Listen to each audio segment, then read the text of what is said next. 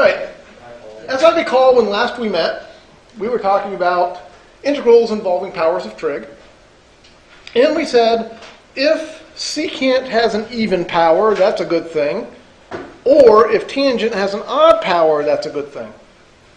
What if neither of those happen? So in this case, there's no tangent at all. What if you have a secant cubed? Well, the reality is there's generally two possibilities. One is try to convert things to sines and cosines. But I don't think that's going to help a lot here because it would just be 1 over cosine cubed. There's no sines at all to help with. You really need a combination of the two. And the other option is integrate by parts. So I think that's what we want to do here. So I think we want to integrate by parts. The key to this one is making a very clever choice of what dv should be.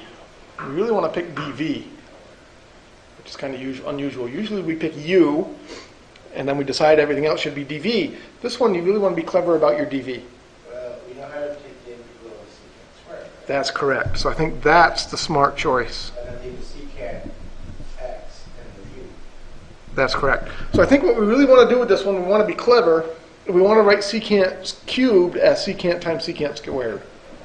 And the reason we want to do that is we can integrate secant squared. So that's kind of what we were looking for in this problem, is something we could integrate. So we take the derivative. What's the derivative of secant? Secant tangent. So that's going to be secant x, tangent x dx. And v is going to be, what's the antiderivative of secant squared? Tangent x.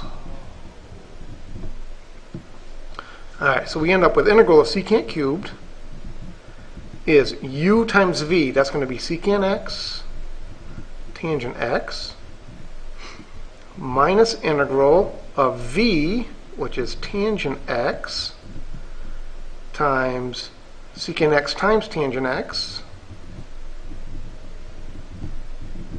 dx.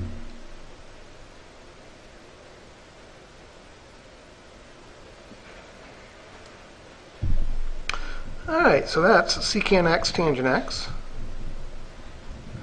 minus the integral. Any thoughts on what to do with that integral?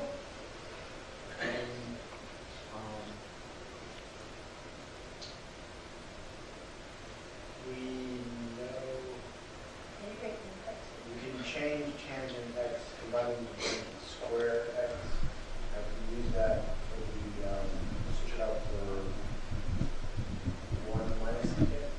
All right, so very simple thing. Tangent times tangent is secant squared. Secant squared minus 1?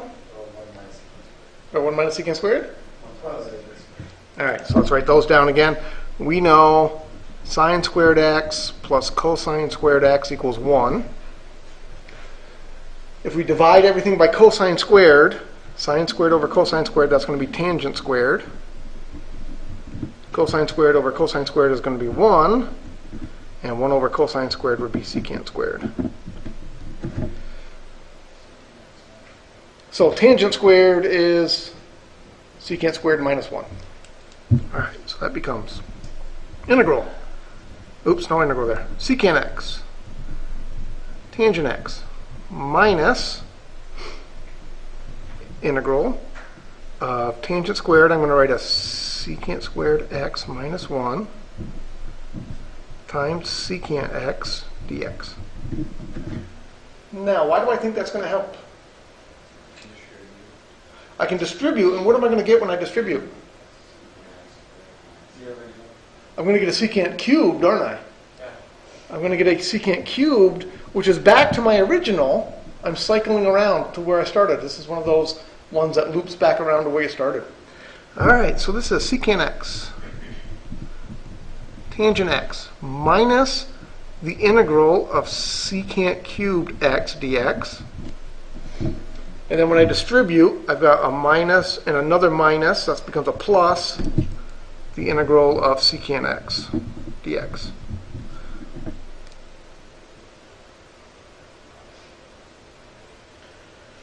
Do I know the integral of secant x dx? More importantly, do you know the integral of secant x dx? I know what it is. Do you know what it is? Tell him. Is cubed x minus secant x. So wouldn't that not be the same? It's secant cubed, and then I had a minus and another minus. So that's why that became a plus secant. Oh.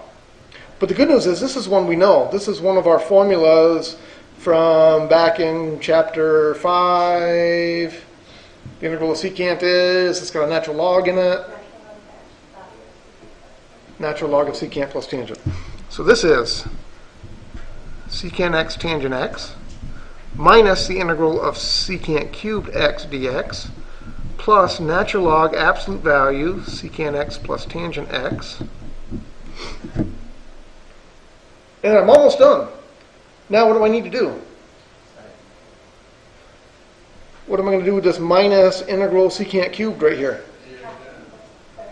I'm going to add it to both sides. So I'm going to put a plus integral secant cubed x dx here and a plus integral secant cubed x dx there.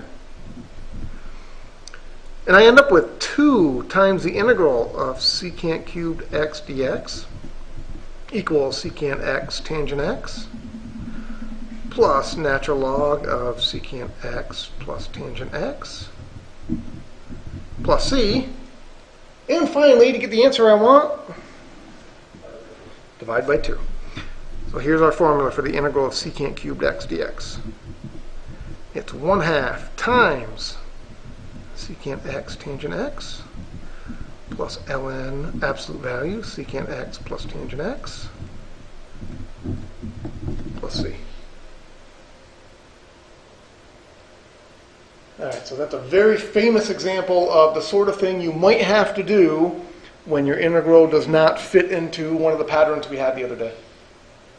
So our patterns were if secant was even, that was a good thing. If tangent was odd, that was a good thing. If neither of those happen, integration by parts quite often will work. If you do not take the last step and multiply or divide both sides by 1/2, would you consider the solution solved or no? Technically, no, because our goal was to get this all by itself. So even if we multiply maybe with 1 or something like that, like if we wanted to Yeah. do the exact same thing. Would I take a whole lot of points off for that? No.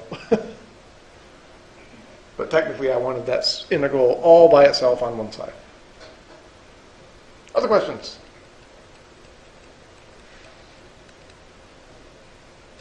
All right, I wanted to do a few more problems out of the book today.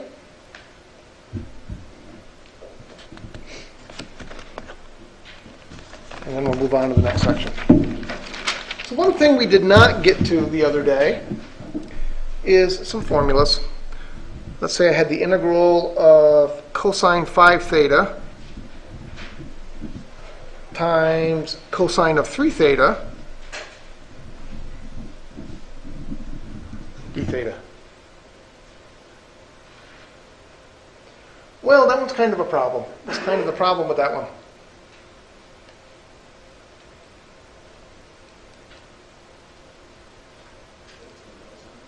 I've got 2 cosines, and there's no powers, but I've got different angles, don't I? All right, so what you need is some new formulas, and here they are. Was that cosine of 5 theta times cosine of 3 theta? It was cosine of 5 theta, cosine of 3 theta. That's correct. So on page 529 in your book, there's a chart which gives trig identities for converting multiplication into addition. And why is that useful? Why is it a useful thing to convert multiplication into addition? Because we can't take the integral. We can't do the integrals when we have multiplication. There's no product rule. Can we do integrals when we have adding and subtracting? Absolutely. Okay? So that's what you're going to do with these. If you have a sine function and a cosine function, or 2 sines and 2 cosines, and the angles don't match, you're going to use one of these 3 formulae. So I'm going to use this one. Where's that again? That's on page 529. So in this case, I have cosine 5 theta and cosine 3 theta. So this tells me to subtract, so I'm going to have 5 minus 3, that's going to be a 2 theta. And then over here it says to add, 5 plus 3, that's going to be an 8 theta. So just plugging into that formula. I have a quick question. Go right ahead. Is that specifically for multiplication or the ones for division? There are not ones for division. If you got division, you got a whole other problem. I'm sure. All right. So There's no plugging into the formula, we get 1/2 the integral of cosine 2 theta plus cosine 8 theta d theta.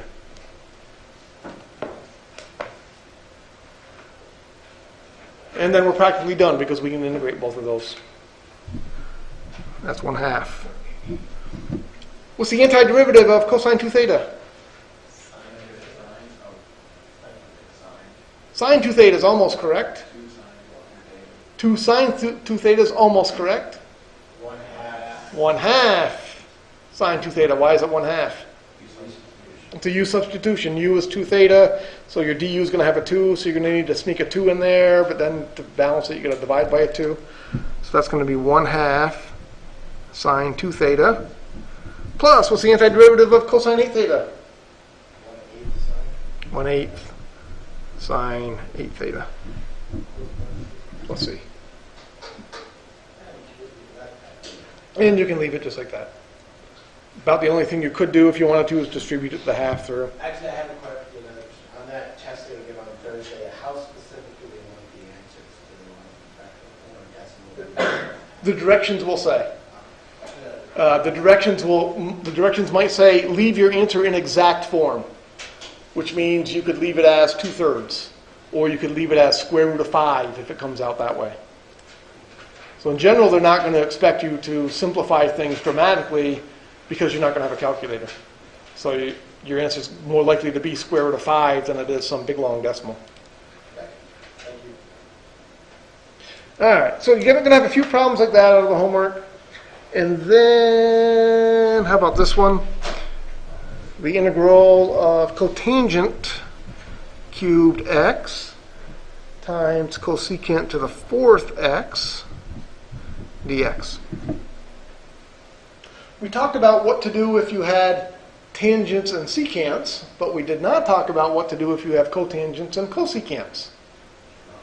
Give up. No.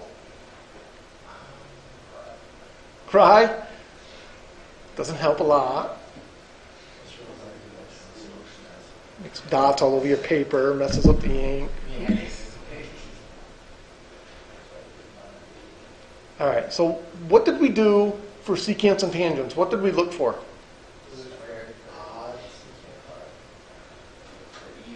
Even secants or odd tangents. It works the same way with cosecants and cotangents. You look for even cosecants or odd cotangents. In this case, we happen to have both. So we can do this one either way. Which way is faster? I don't think one's faster than the other. My personal preference, I think, is I would write this as cotangent cubed x, cosecant squared x, cosecant squared x, dx. I tend to look for the even one first. I look for the even secant or the even cosecant. So I probably would have noticed that I had that first. And then we use the Pythagorean identity. All right, so let's figure this one out. Sine squared x plus cosine squared x equals 1. Divide by a, no. So we divide by a sine squared. What's sine squared over sine squared? 1. Cosine squared over sine squared. Cotangent squared. So that's going to be cosecant squared, isn't it? So I'm going to take one of these cosecant squareds and I'm going to replace it with a 1 plus tangent squared. So that's integral cotangent cubed x times 1 plus cotangent squared x times cosecant squared x dx. Well, the big question now is, why does that help? Now we only have one type of Well, we still have two. We still have cotangents and cosecants. Why didn't I do it twice? Because I didn't want to. Because I want to let u equal cotangent x, because the derivative of cotangent is almost cosecant squared, negative cosecant squared. So du is negative cosecant squared x dx. So it's the exact same trick. If we had secants and tangents, we would let u be tangent, and the derivative of tangent would be secant squared. Same trick here. That's why we want the even cosecants. We're going to let u be cotangent. Derivative of cotangent is cosecant squared. So this becomes negative integral u cubed times 1 plus u squared du. And from there it's very simple. You distribute. That's minus integral u cubed plus u to the 5th du. Final answer looks like negative 1/4 cotangent to the 4th x plus 1/6 cotangent to the 6x plus c.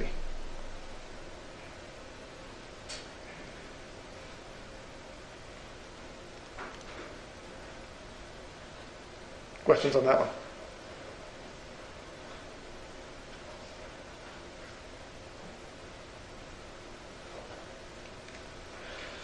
All right, and then maybe one more. How about,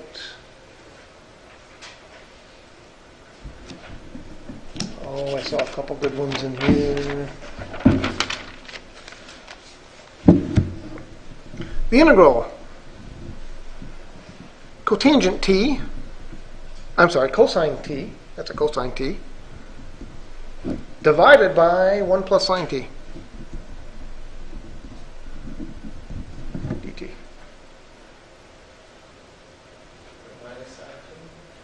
That's a, what's that? What about 1 minus sine t?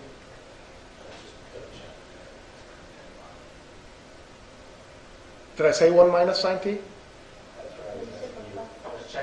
All right, I said 1 plus because I wrote 1 plus. I do that sometimes. I say one thing and write another. That happens. Oh, okay. Any good ideas? Make u 1 plus sine t. How come? du equals cosine t. So what happens, watch out for this, every now and then, the book likes to throw in one of these problems. You get so used to, I got to do something with powers of trig. Every now and then, that's not true. Watch out for the little trick questions. U is 1 plus sine t, u is the bottom, because du is, the derivative of 1 plus sine t is cosine t dt.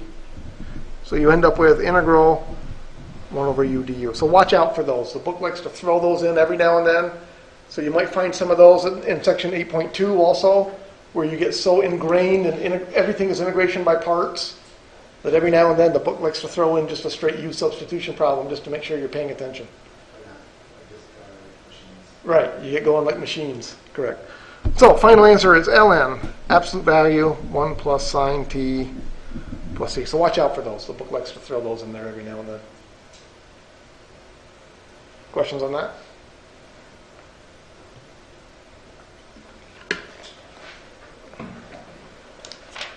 All right, on to section 8.4 then.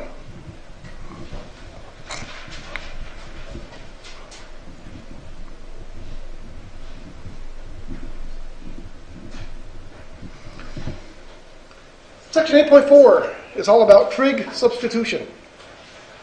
So this is going to be a lot like u substitution, except we're not going to use u's. We're going to use trig functions as our substitutions. All right, and so these, we've seen these identities quite often already.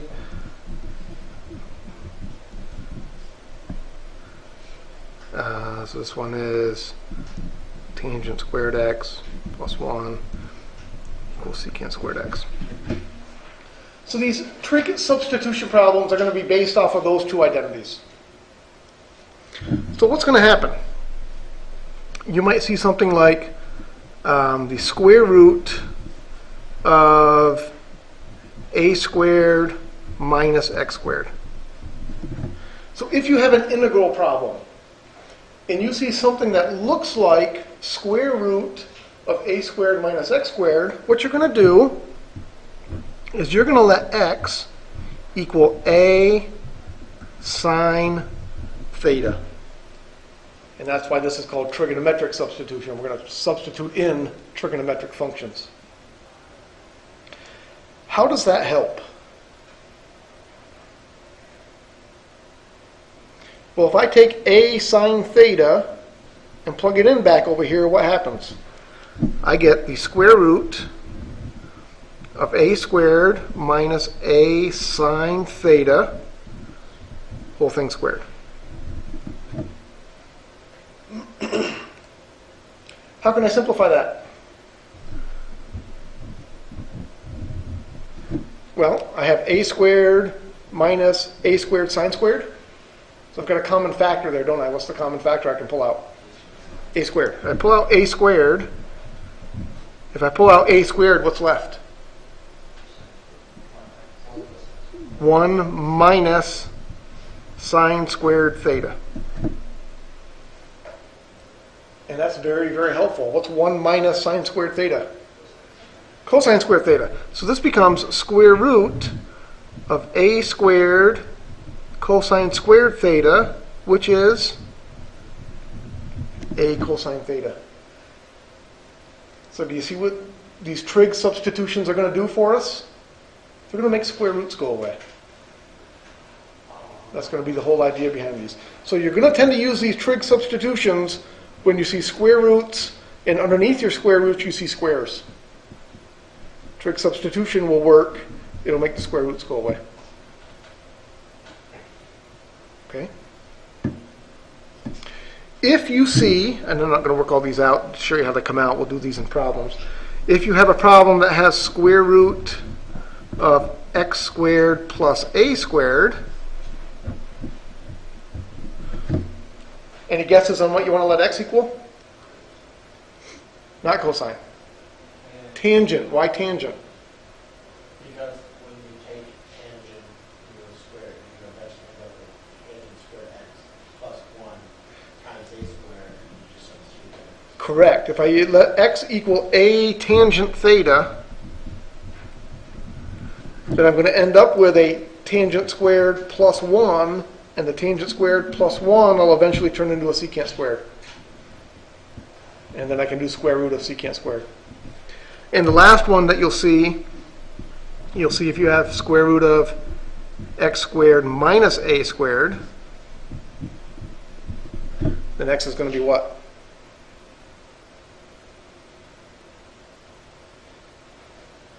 Well, what happens if I take this identity here and I move the 1 over? I'd have secant squared minus 1. Secant squared minus 1 I can turn into tangent squared. So this will be x equals a secant theta. So there's your 3 potential substitutions. What about the secants? You could use those. Just as with this one, I really could let x equal a cosine theta. That just makes it more complicated. But it makes it more complicated because when I go to do dx, if x is a cosine theta, when I go to do dx, the derivative of cosine is negative sign. It throws another minus into the whole mix. Same thing here with these. I could use cotangents and cosecants, but when I take derivatives of them, it's going to throw in extra minus signs, and it just makes it a bigger mess. So typically we don't do that. These are the only 3 we use. I was just thinking the derivative. This is going to be for integrals. So let me show you what I mean. The integral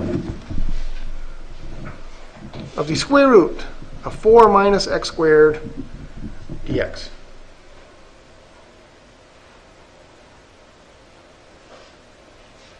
All right, again, watch out for every now and then the book likes to throw in problems you can do using U substitution. Can you use U substitution on this problem? No, why not?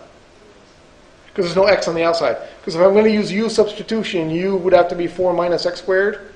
So I would need an x on the outside, and I don't have one. So then the next thing I see is I see that I have a square root, and I have squares inside. That tells me it's a trig substitution problem. So we're in the form a squared minus u squared. That's our sine substitution. So we're going to let x equal 2 sine theta. If x is 2 sine theta, what's dx going to become?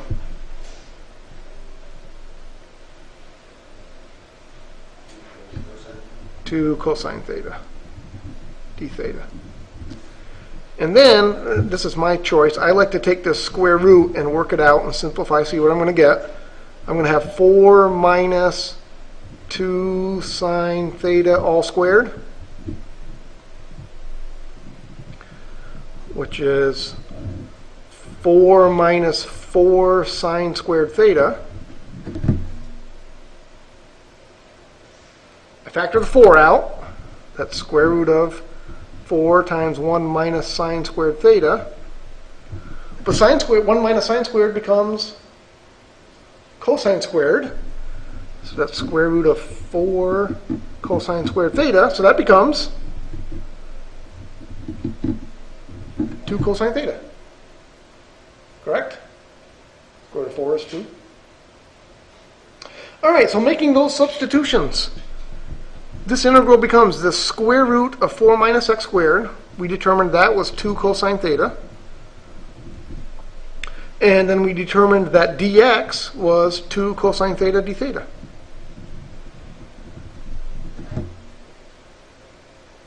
So we made our trig substitutions. So, Go ahead. we come up with like the d theta. You got to write that down when you did the dx? Yeah. Okay. Multiplying things together, we end up with 4 times the integral of cosine squared theta. And now we're right back to what we did in the last section. So that makes these trig substitution problems lots of fun. Because you do trig substitution, that's the new section, and then you jump back to what we did in the old section. So how do I find the antiderivative of cosine squared theta? That's the power reduction formula. If the powers are all even, you have to use the power reduction formula. That's correct. So this is going to be 4 times, let's see, that power reduction formula has a 1/2. And then it has, for cosine, it was 1 plus cosine 2 theta, I believe.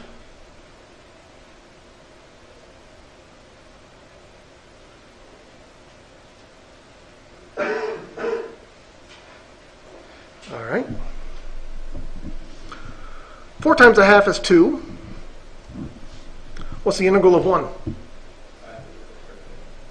It's not d theta, it's just theta, so that's theta. Plus, what's the integral of cosine 2 theta? 1/2 1/2 sine sine of 2 theta. of 2 theta plus c.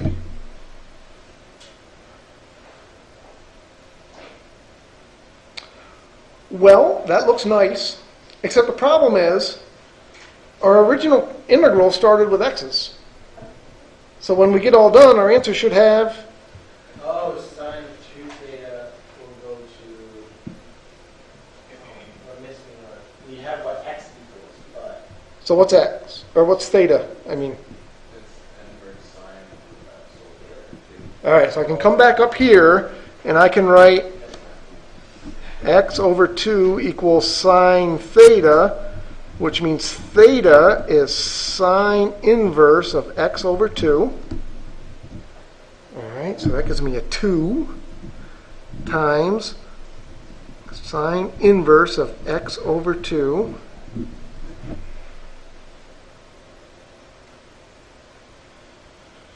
Now what am I going to do with this 1/2 sine 2 theta? So, it's 2 sine. It's just 1/2. It's just 1. Sine of 2.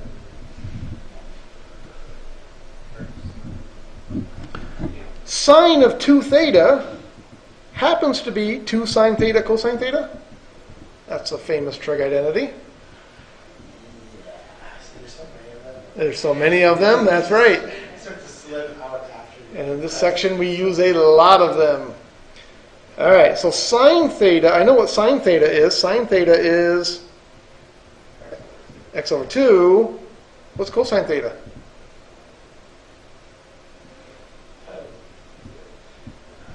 Yeah, let's see. I'm going to draw myself a little triangle. Here's my angle theta. I know that sine of theta is x over 2. So I go talk to my good friend Pythagoras. How long is this other side? Square root of 4 minus x squared. No? Because if I call this a, I would have a squared plus x squared is 4. A squared plus b squared equals c squared. So a squared is 4 minus x squared. So a is square root of 4 minus x squared. Notice that that square root of 4 minus x squared was what we had in the original problem. That's almost always going to happen. It'll come back to what you started with. All right, so it looks like my final answer. What a wonderful final answer. I have 2 times sine inverse of x over 2 plus the 1/2 and the 2, those reduce. Sine of x, we knew sine of x was x over 2. And cosine of theta, we knew cosine of theta, well, we didn't know it, but we figured it out. That was square root of 4 minus x squared over 2. Let's see.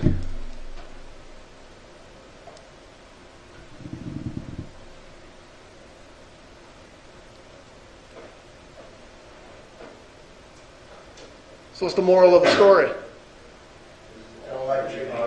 I don't like trig substitution. That's the moral of the story. This is probably the hardest of all the techniques. It involves a lot of things. It involves knowing your Pythagorean identities to know what substitution to make. Once you make your substitution, it involves integrals involving powers of trig, which is something we just did. And then within that, it involves quite often using multiple trig identities that you may or may not remember. Will you lean more towards the may not remember? So this question is going to count as like 3 of the other questions on the test, right? Because it's 3 different things. Maybe. We'll see. I haven't written the test yet. It's going to be one fun test. That's another way to look at it. It'll just be one of those. Just be one of those. All right, let's try another one. That's all it says. You know this. How about the integral of x squared over the square root of 36 minus x squared?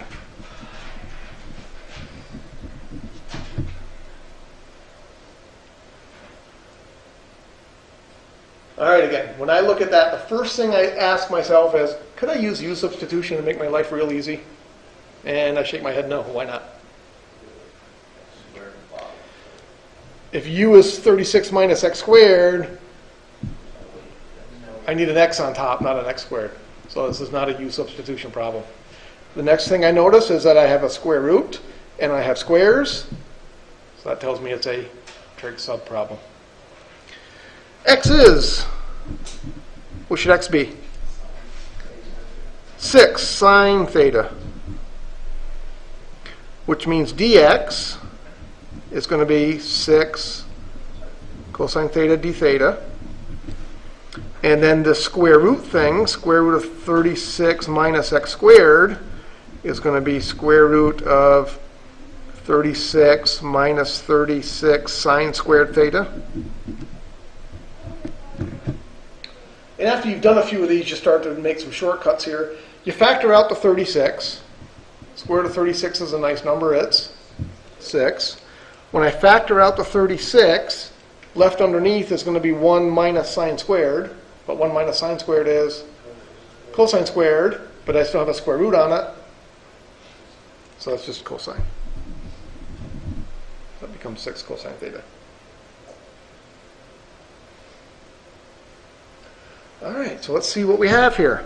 We have integral x squared. X squared is going to be 36 sine squared theta.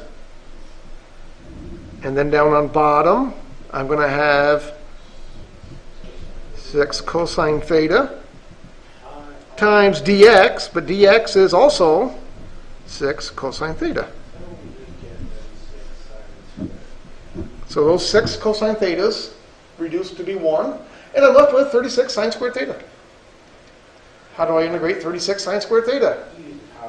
I use the power reduction formula, so I'm going to have the 36. Then I'm going to have 1/2 the integral of 1 minus sine of 2 theta. I'm sorry, 1 minus cosine of 2 theta. D theta. So that's 18 times, what's the integral of 1? Theta. Minus, what's the integral of cosine 2 theta?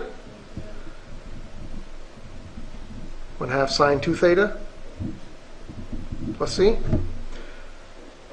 But now you can see this is pretty much exactly what we had last time, isn't it? I think I need to do the exact same trick. Sine of 2 theta, I'm going to use that same identity. I'm going to write it as 2 sine theta cosine theta. So this becomes 18 theta minus sine theta cosine theta plus C.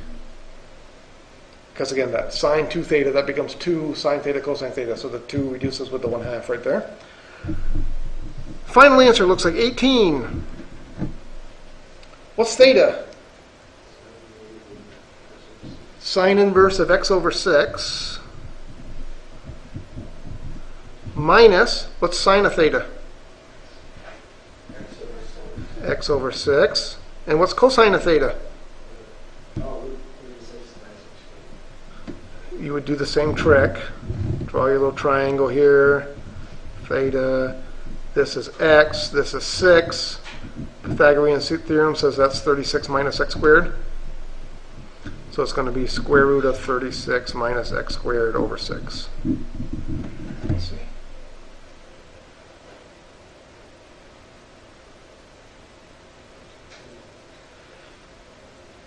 So tomorrow we will do some more integral problems like this. We'll do some where we have to use the secant and the tangent substitutions, and we'll see how all those work out.